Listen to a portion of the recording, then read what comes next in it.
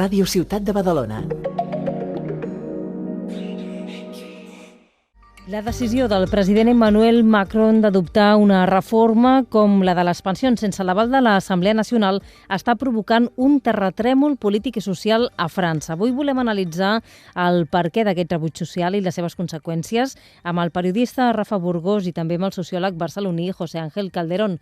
Molt bon dia a tots dos. Hola, què tal? Bon dia. Hola, bon dia. Us sembla que anem a l'origen perquè, Rafa, aquesta reforma de les pensions ha aixecat molta polseguera. Per què? Doncs principalment i bàsicament perquè, sobretot per l'augment de l'edat de jubilació de 62 a 64 anys i sobretot per al tema de la cotització, que passaria de 42 a 43 anys a l'hora de cobrar la pensió completa i un tipus de legislació que s'aplicaria, segons tinc entès, a partir del 2027. José Ángel, la polseguera per això ve donada pel fet que aquesta aprovació no s'hagi negociat prèviament? Sí, bueno, yo creo que hay al menos dos cositas que se articulan en este momento particular. Una, efectivamente la reforma es percibida como muy injusta porque va a afectar particularmente a las personas que entraron en edad temprana en el mercado laboral. Es decir, muchas categorías que están hoy día movilizadas no están afectadas por el cambio propuesto en la reforma y entonces, de alguna manera, ese sentimiento de injusticia se articula al modo como efectivamente se ha llevado adelante el proceso, que ha sido percibido por la opinión pública francesa como muy poco democrático. Perquè finalment aquesta mesura, recordem-ho, s'ha acabat aprovant per decretars, que és una manera habitual aquesta de fer política al país veí o justament ha generat aquest rebuig perquè no? Rafa. Sí, bé, això potser el José Ángel en sap més, però segons tinc entès sí que és un article, aquest famós article 49.3, que alguns, jo diria que pràcticament tots els últims presidents francesos ho han acabat aplicant d'una manera o d'una altra, però un tema tan sensible com era aquest, i a més per unes pressions que vindrien també de Brussel·les i que l'Emmanuel Macron ha acceptat, evidentment, sense cap tipus de dubte, doncs això ha encès encara més les alarmes. Fer servir aquest tipus d'article, o quan es fa servir aquest tipus d'article, el 49.3 el que fa és que no sigui molt ben vist socialment, sinó que es tilli a qui el fa servir com un tipus de mesura fins a cert punt imposada o autoritària. Perquè, José Ángel, s'ha parlat prèviament amb els sindicats? No, claro, pues ese es un poco lo que está mucho en cuestión. O sea, el 49.3 ha sido aplicado en Francia ya varias veces. Se han contabilizado pues unas 100, o sea que no es un artículo que ha sido poco utilizado en la Quinta República. Lo que pasa es que, bueno, en este momento es como un poco una negación del papel que pueden jugar los sindicatos en lo que se llama la democracia social. Es decir, el sistema francés funciona en base, efectivamente, a una democracia representativa, pero históricamente también en base a una democracia social. Y entonces, en el tema de las pensiones o todo lo que atañe a los mercados de trabajo, históricamente los sindicatos han jugado un rol central y en este proceso en particular, pero ya lleva unos años, pero en este momento en particular, lo que estaba reclamando la opinión pública es que los sindicatos tuvieran como un rol más importante en la determinación de la edad de cotización y todo lo que es la reforma de la jubilación. L'oposició, de fet, ha presentat dues mocions de censura. Això podria costar, penseu, al govern a Macron o no s'arribaria a aquests extrems? Home, jo veig a Macron cada dia que passa més aïllat. És la meva sensació que em fa. I sí que és veritat que el que està aconseguint és que el que se representaria l'extrema dreta del Front Nacional i sobretot també a la França insumisa de Jean-Luc Mélenchon, que guanyin posicions perquè s'ha situat en una postura que fins i tot quan van començar tots aquests aldarulls i manifestacions es pensava que miraria de baixar el to, però el que ha fet és tot el contrari, continuar i tirar endavant sense cap tipus de mala consciència. ¿Qué en piensas tú, José Ángel? ¿Podría haber cambios al gobierno francés? La verdad es que es muy difícil predecirlo. Bueno, ahora Francia, el paisaje político está dividido en tres partes. Está la parte así como liberal, un poco lo que podríamos decir los ganadores de la mundialización en torno a Macron. Está obviamente lo que era el Frente Nacional, Rassemblement National, que articula pues un voto muy popular muy de protesta, sobre todo en las regiones periféricas muy afectadas por la desindustrialización, y luego hay un voto, digamos, popular, de izquierdas, también muy de clases medias, muy urbano, que se articula en torno efectivamente a este voto de la France Insoumise. Entonces, ¿de qué modo la movilización puede afectar a esa repartición casi en 3 partes iguales del voto? Pues es lo que está por ver. Lo que está claro es que el Rassemblement National, el Frente Nacional, ha sido muy inaudible durante toda esta movilización y efectivamente es más la France Insoumise la que ha llevado la voz de la oposición en el Parlamento.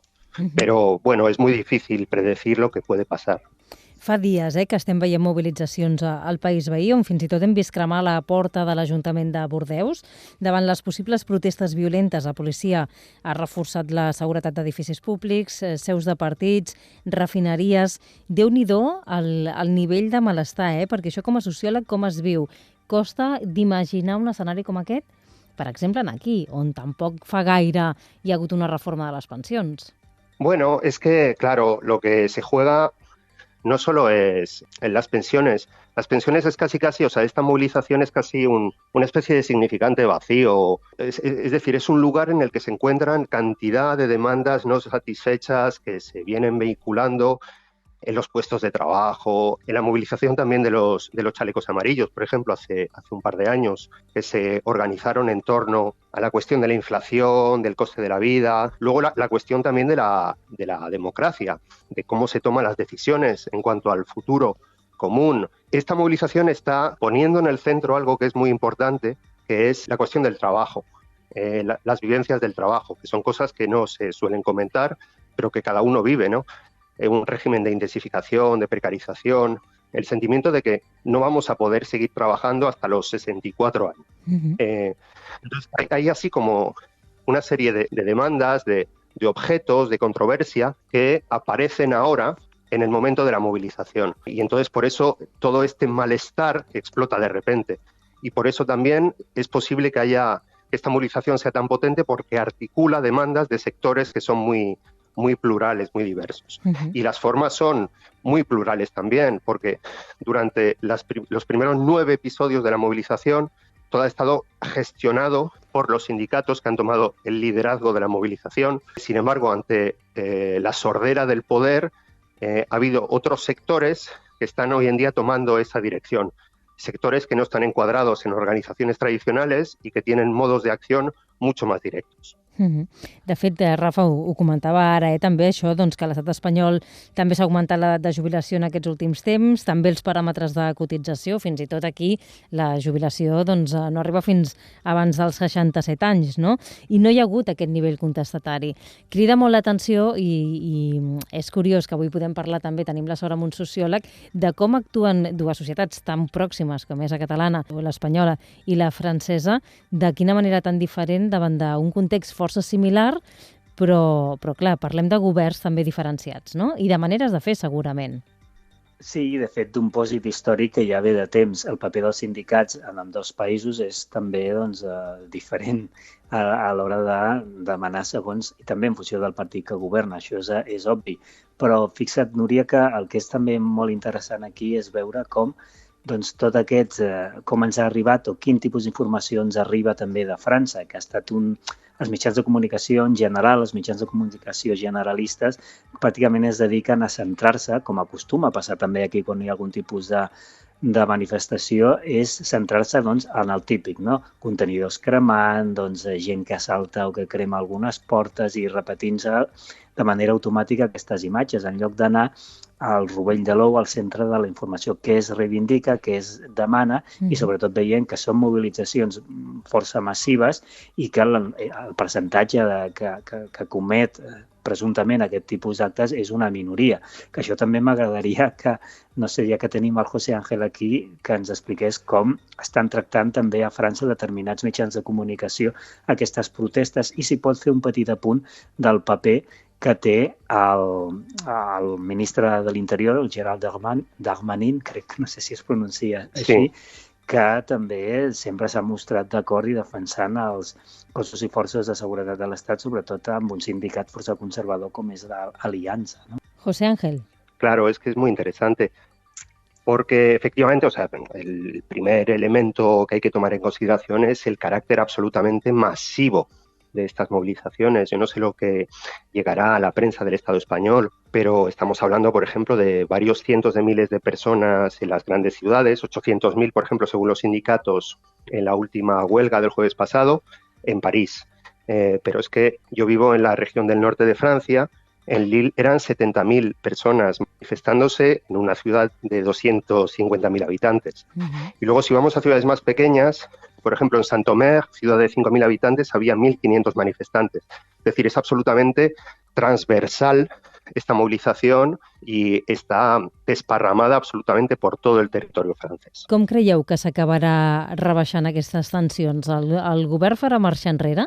Sí, vengo simplemente al punto de la violencia, efectivamente. Entonces hay episodios de desborde, efectivamente, que se están dando en algunos lugares, pero son absolutamente insignificantes con relación a la potencia de la movilización, y ya no solo en la ciudad, sino en los puestos de trabajo, en los barrios. Hay acciones absolutamente todos los días. Aquí, por ejemplo, en la ciudad esta mañana estaba cortado el periférico, la estación de tren, etcétera. Y lo que es muy interesante es que efectivamente los medios de comunicación al principio incidieron en estos episodios de desbordamiento, digamos, violento, pero enseguida el foco se ha puesto en la actuación de los cuerpos de seguridad del Estado. Es decir, está habiendo hoy una demanda por parte incluso de la opinión publicada, con que tiene que haber un control, en particular de algunas brigadas de acción antiviolenta de los cuerpos CRS, para que se limite y se gestione mejor estos episodios de violencia. Es decir, hoy en día el foco se está poniendo en la actuación, y esto es muy novedoso, de los cuerpos repressivos. De fet, aquí ens han arribat, o si més no, jo he vist a les xarxes, vídeos també d'alguns agents de la Gendarmerie que estarien afegint-se en aquestes movilitzacions, porque antes tú nos contabas que es muy transversal, ¿no? Imagino que esto también es anecdótico, no debe estar pasando cada día, pero vamos, que han llegado imágenes en este mismo sentido. Sí. De hecho, es un juego ya que se ha establecido en las manifestaciones. Cuando llega la policía los invitamos, pues la gente les invita con mucho humor a que se sumen a los cortejos. Luego hay otra gente que tiene otro tipo de actitud con la policía, pero es verdad que hay como una especie de sensibilización que conecta también con la democracia, con cómo se toman las decisiones, con cómo se toma en consideración o no lo que considera la gente, el pueblo, la opinión pública, etcétera. Y digamos que esto abre como perspectivas de futuro como más amables, ¿no? Entonces, bueno, lo del futuro pues es complicado cómo va a terminar. Aquí la prensa está hablando de 3 escenarios posibles. Entonces uno sería genial para Macron. Todo recorrido legal tiene que terminar necesariamente en el Consejo Constitucional. Este es el primer escenario, que es como un poco el Tribunal Constitucional en el Estado español, y que tiene que determinar sobre la calidad democrática y el modo como la ley, en su procedimiento, en su elaboración, ha respetado o no los procedimientos constitucionales establecidos. Y está habiendo como presiones, incluso por parte de la opinión publicada, Le Figaro, que es un diario conservador, Le Monde, etcétera, para que ya un poco empiezan a preparar el terreno de una decisión que sería contraria a la promulgación de la ley. Este es un escenario que es posible. Es decir, el Tribunal Constitucional que dice que la ley no es constitucional en su procedimiento. Habría otro escenario que sería el de una ley que es efectivamente promulgada, aplicada, pero las fuerzas de oposición de izquierdas tienen el derecho de pedir un referéndum de iniciativa popular que sería un proceso largo. Para eso hay que conseguir aproximadamente 90 firmas de parlamentarios, hay que también conseguir 4,5 millones aproximadamente de firmantes, y luego el proceso una vez que se consiguen estos 2 requisitos, el Parlamento tiene que aprobar el procedimiento de referéndum popular. Esta es otra vía de salida. Aunque lleva más tiempo. Lo que pasa es que exactamente tomaría 9 meses. Y una tercera vía sería, efectivamente, que es la más improbable, sería que la ley fuera promulgada y Macron decidiera no aplicarla, como hizo Chirac hace unos años, con una movilización muy fuerte que hubo contra un dispositivo legal que flexibilizaba, que precarizaba el ingreso de los jóvenes a los mercados de trabajo, lo que se llamaba el CPE, contrato Premier Embauche. O sea que estos son los tres escenarios, pero en todo caso aquí parece haber consenso con el hecho de que la movilización va a seguir instal·lada en el tiempo. Doncs estarem pendents de com s'acaba desencallant tota aquesta situació, que a la llarga doncs, que el fet que es perpetuï tampoc ajuda a ningú, no? Per tant, és necessari arribar a un acord i veure què passa finalment al país veí amb l'aprovació d'aquesta norma que afecta doncs, l'edat de jubilació. Moltíssimes gràcies per haver-nos acompanyat a tots dos, en José Ángel Calderón, des de la ciutat de Lille, sociòleg barceloní, que hem tingut avui doncs, el gust de poder conèixer també i parlar sobre aquesta qüestió de primera mà, i també, com sempre, el periodista Rafa Burgos. Gràcies a tots dos i que vagi molt bé. Fins a la pròxima. Gràcies a vosaltres. Ràdio Ciutat de Badalona.